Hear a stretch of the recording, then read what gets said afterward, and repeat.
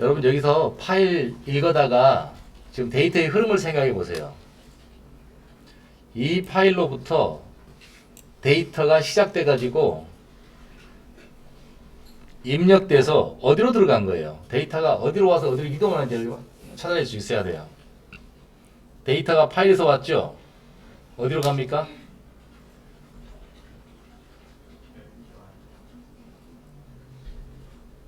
자, 데이터가 파일에서 와서 어디로 갔어요? 최종 목적지가 어디예요? 모니터죠? 모니터인데 이게 이제 궁금해지지 않나요, 이게? 자, 이게 읽어오는 스트림이라고 그랬죠? 그럼 어디다가 데이터를 읽어와서 우리 프로그램에서 어디다가 데이터를 이렇게 갖다 두려면 그것은 출력 스트림이어야 돼요. 출력 스트림. 자, 얘로부터 읽어와서 데이터가 모니터로 가죠. 그러면 모니터에 내보내는 얘가 바로 출력 스트림인 거예요. 얘가. 근데 표준 출력 스트림은 항상 있는 거니까 모니터가 없으면 우리가 그걸 PC라고 할 수 있겠어요? 컴퓨터를 다룰 수가 없는 거죠. 모니터가 없으면. 그래서 컴퓨터는 항상 있다고 보고 모니터에 출력하는 스트림은요. 우리가 안 만들어도 된다는 얘기예요. 이미 만들어 놨어. 그래서 현재 시스템의 출력 장치에 프린트하라는 얘기인데 그때 얘가 이 아웃이라는 것이 출력 스트림이었어요. 출력 스트림. 자, 마우스 한번 올려보세요. 마우스 한번 올려보면 이렇게. 그러면은 스트림의 이름이 뭐예요? 프린트 스트림이죠. 프린트 스트림. 이름도 참 특이하게 프린트 스트림이에요. 이게 이 아웃이라는 변수가 결국 스트림 클래스였다는 얘기죠. 근데 이름이 특이하게도 프린트 스트림이거든요. 그럼 여기다가 얘는 어떤 기능을 갖고 있느냐? 자, 우리가 지금까지 프린트라는 걸 많이 써봤죠. 시스템하고 프린트 ln 이렇게 써봤죠. 그 프린트 메소드를 쓸 수 있는 스트림이라는 뜻이에요. 그래서 뒤에다가 이게 프린트 할 수 있었던 거예요. 이렇게 프린트 메소드를 굉장히 많이 가지고 있는 프린트 ln 그리고 프린트 안에다가 이렇게 줄 수 있는 그 데이터도요. 모든 데이터를 다 줄 수 있게끔 다 받을 수 있게끔 오버로드가 돼 있어요. 프린트 메소드가 20개 이상 될 거예요 아마. 이렇게 많은 메소드가. 그래서 들어가서 잠깐 보면요. 이 프린트 스트림을 잠깐 보면은 눌러서 한번 들어가 보죠. 프린트 스트림 이렇게 돼 있고 자 브라우저 열어가지고 한번 보죠. 자 브라우저 열었더니 이렇게 나왔어요. 프린트 스트림 클래스 얘는 상속 계보를 보니까 이렇게 보세요. 결국 정체가 드러나게 돼 있어요. 여기서도 볼까요? 오브젝트 최상위 클래스 오브젝트를 상속받았죠. 자바에 있는 모든 클래스는 오브젝트의 자식이니까 오브젝트 아래에 아웃풋 스트림. 자, 아웃풋 스트림을 상속받았어요. 그럼 여러분 이게 무슨 스트림이에요? 아웃풋 스트림이니까 출력 스트림이고 데이터 종류는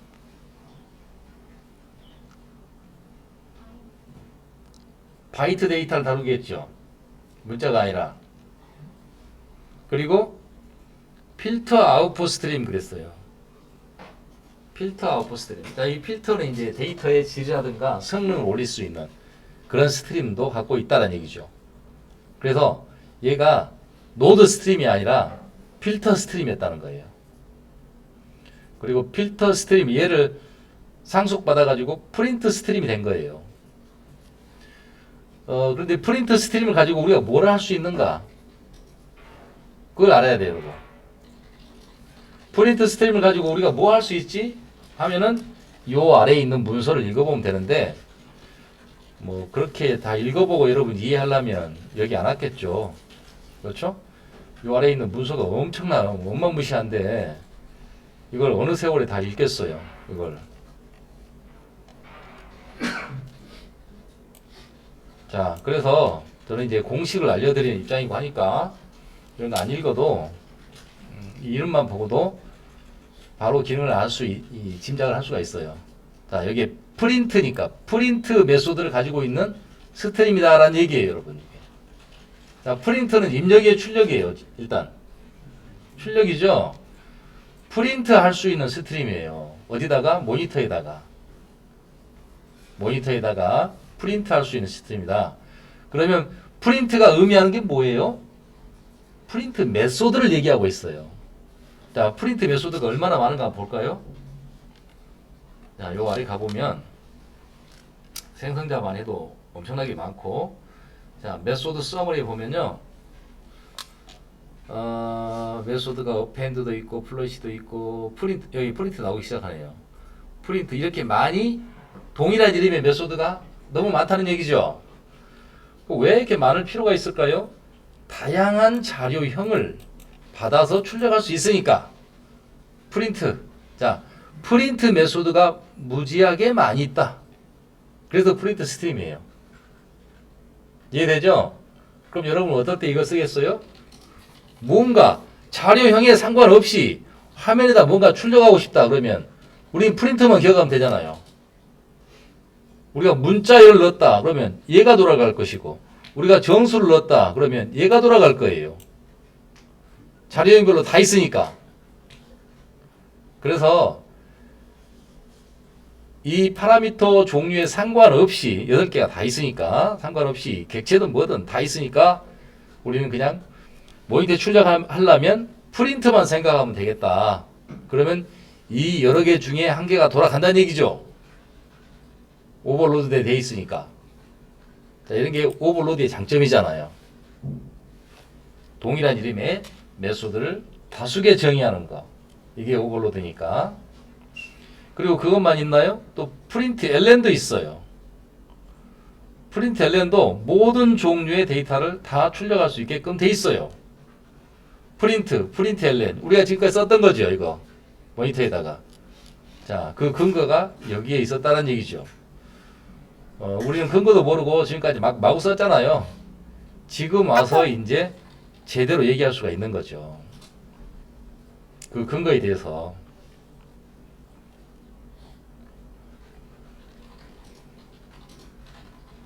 자, 이거는 이제 자바에 대한 자바 설명서이기 때문에 기능 설명서, 자바 언어의 기능 설명서라고 할 수가 있어요. 여기에 있는 게 정말 최종적인 권위 있는 정답이라고 할 수가 있죠.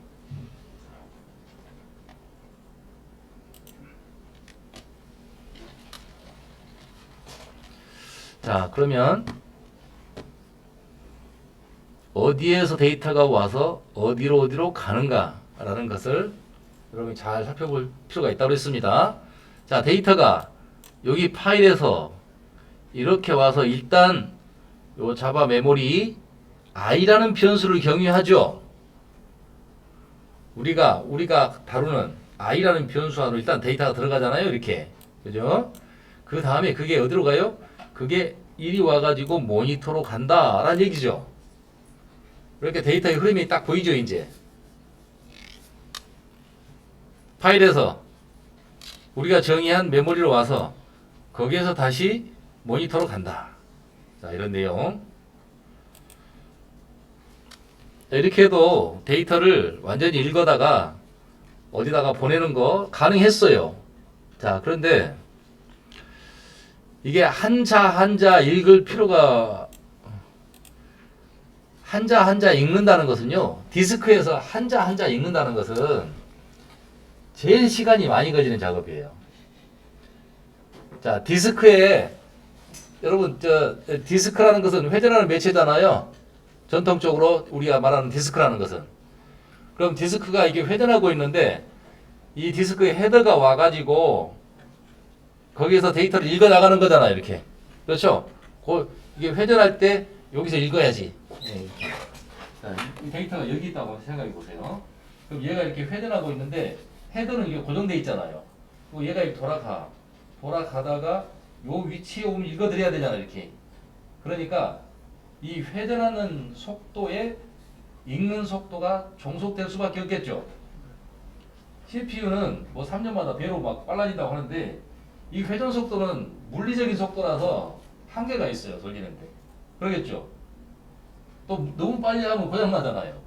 회전 속도가 망가지겠죠. 그래서 읽어 드릴 때 여기 조금 읽다가 다시 또 돌아와 가지고 한 바퀴 돌아 가지고 다시 또 읽고 그러면 어때요? 시간이 많이 걸리겠죠. 여기서 한번 읽기 시작할 때 많이 읽어버려야 돼. 많이. 그래야 돌아와 가지고 다시 또 여기서 읽는 그런 시간 손실이 없을 거잖아요. 그러면은 한자 한자 읽는 것보다 최대한 많이 읽어라 이렇게 하면 좋겠죠. 그래야 성능이 올라가니까. 프로그램은 하드디스크를 접근할 때 가장 느리게 되는 거예요. 그것은 CPU 속도보다 훨씬 느리기 때문에 디스크에서 데이터 읽어오는 것은 이 회전하는 속도에 종속되어 버리니까 CPU가 암만 좋아도 소용없죠. CPU 돌아가는 물리적인 속도에 종속적이니까. 그래서 한자 한자 읽어오는 것은 성능이 제일 떨어지는 속도가 제일 느리게 되는 그런 작업이 되죠. 한 번 갔을 때 읽어 드릴 때 거기에 있는 거 주변에까지 한꺼번에 그냥 싹을 읽어와야 돼. 이렇게. 그게 제일 빠르겠죠. 그러면 많이 읽어와라. 많이 읽어와라. 라고 하려면 얼마만큼 읽어오라고 우리가 그 사이즈를 지정해 줘야 돼. 사이즈를. 그리고 읽어오는 데이터가 이제 문자일 거니까 문자 배열을 주면서 여기에다가 한꺼번에 몽땅 읽어와라 라고 할 수가 있다는 거예요. 그래서 리드 이 메소드를 쓰면은 항상 한 글자밖에 안 나와요. 그러면 보세요. 이제 또 근거를 우리는 이제 갖고 얘기를 해야 되니까 이 리드 말고 다른 리드를 여러 개를 가져올 수 있는 리드를 쓰면 되겠죠. 자, 그런 게 있는가 한번 보겠습니다. 얘는 파일 리더니까 파일 리더 클래스에 가서 보면은요 그런 게 나와 있어요. 여기 리더도 있네요. 리더. 자, 이리 한번 가보겠습니다. 리더 클릭해가지고 그럼 리더 나왔어요. 리더 중에서 여기 파일 리더도 있네요. 여기 자 파일 리더 이렇게 있죠. 파일 리더로 클릭해서 들어갔습니다. 여기는 좁으니까 브라우저로 크게 해가지고 여기 눌러서 들어가 보죠. 그럼 여기 이제 파일 리더가 있어요. 자, 파일 리더 있겠죠. 파일 리더를 보세요. 오브젝트 리더, 인풋 스트림 리더 이런 거 나중에 설명합니다. 또 파일 리더 이렇게 돼 있죠. 결국 파일 리더라는 것은 텍스트를 읽어오는 리더입니다. 그리고 인풋 스트림 리더라는 것은 인풋 스트림도 있고 리더도 있고 그러잖아요.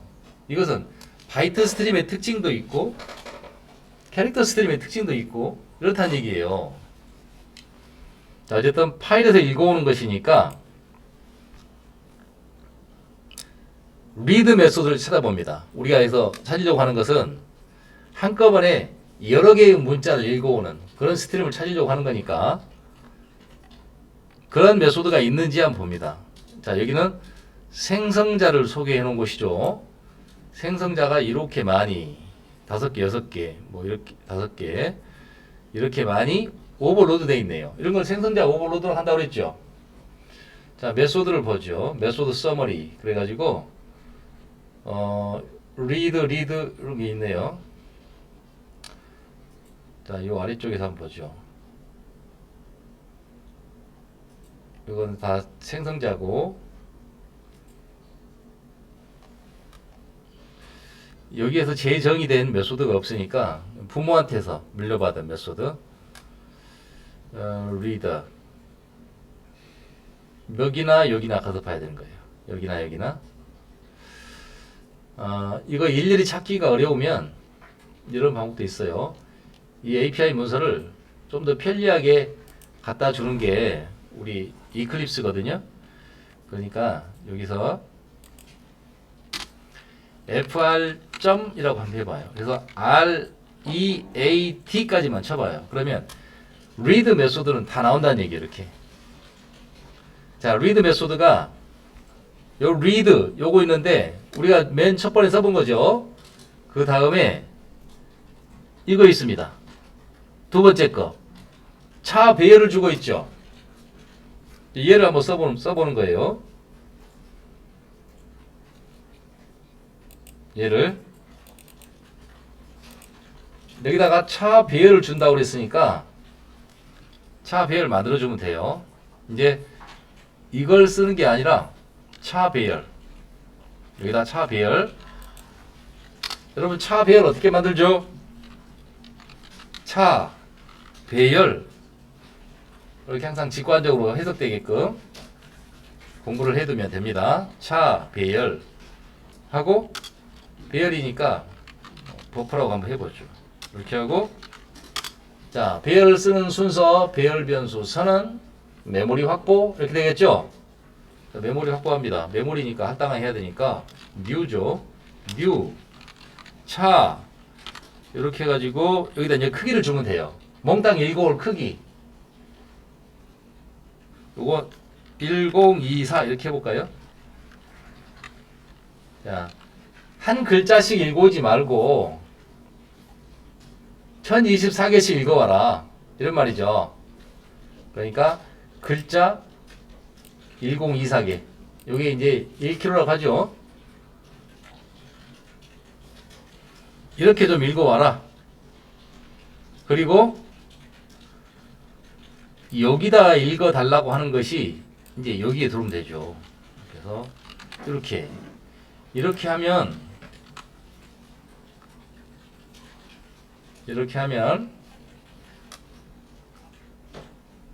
read 메소드를 실행하면서 읽어오라는 거니까 특이하게도 여기다가 읽어올 그릇을 주는 셈이에요.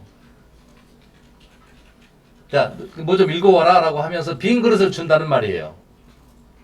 그러면 여기다 담아주겠죠. 그래서 우리는 또 얘를 쓰면 돼. 이제 그 이후에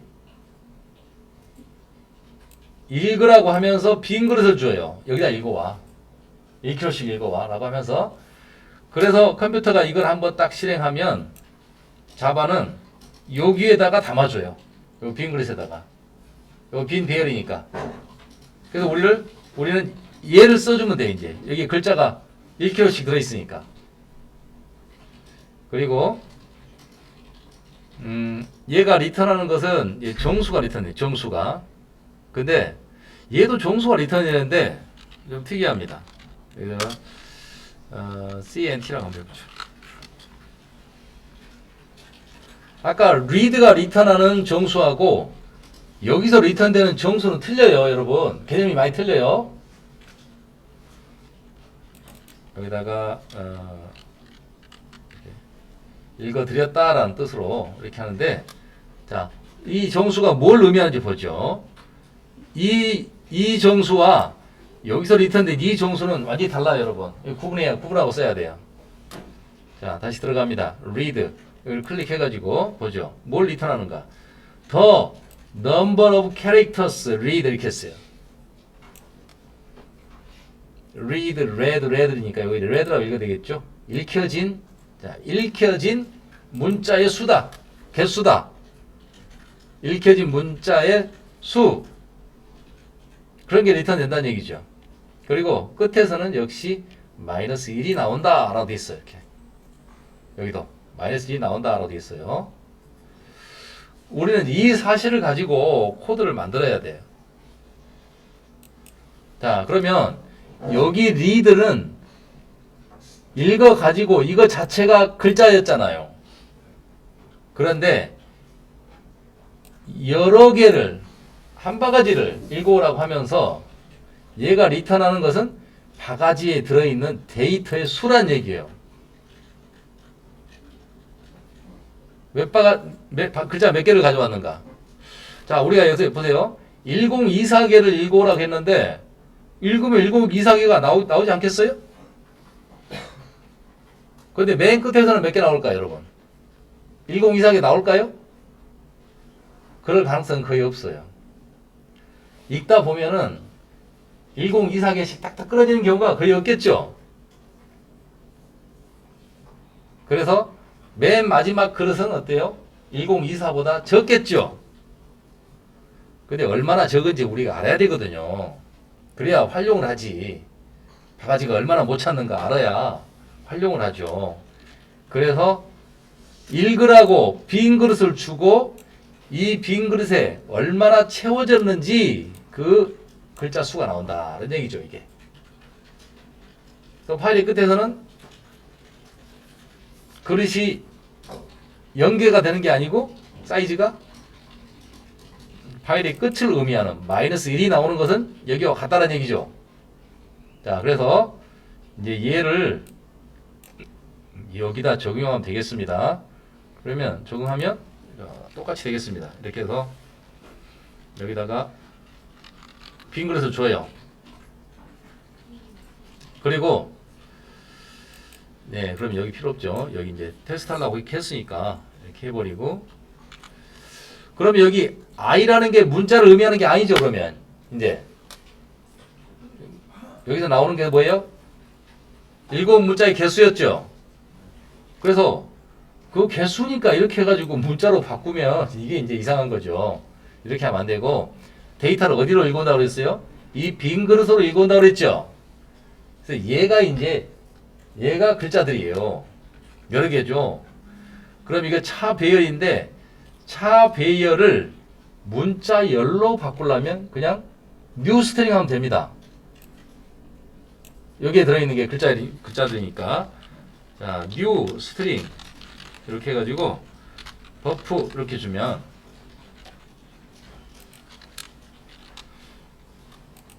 자, 글자들이 이제 읽혀져가지고 훨씬 빠르게, 이제 속도가 아까보다는 훨씬 빠르죠. 읽으로 간 김에 디스크에 접근이 되면 쭉 1000개 넘게 읽어버리니까. 여러분이 글자 좀 조금 더 쓸 텐데 그런 것들은 한 방에 읽어버리겠죠. 자, 돌려보겠습니다. 하고 돌렸어요. 이렇게. 그러니까 똑같죠. 결과는.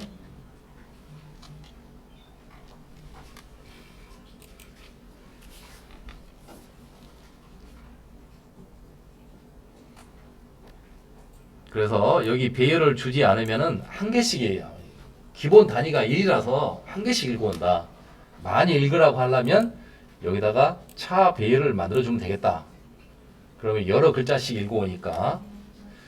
그리고 리턴하는 값은 읽어온 글자의 수, 개수가 나온다는 얘기죠. 그러면 데이터는 여기에 들어가는 거니까 이것을 문자 열로 생성해내는 거예요. 그래서 출력을 하면은 아까처럼 이렇게 나온다. 자, 다음 시간에는 이제 여기 읽어온 이걸 활용하는 거. 맨 마지막에는 1024개 못 나왔을 테니까 몇 개나 나왔는지 한번 직접 확인해 보고 우리는 그러면 어떻게 얘를 활용해야 되는가 그것도 한번 알아보겠습니다. 좀 쉬었다 하겠습니다.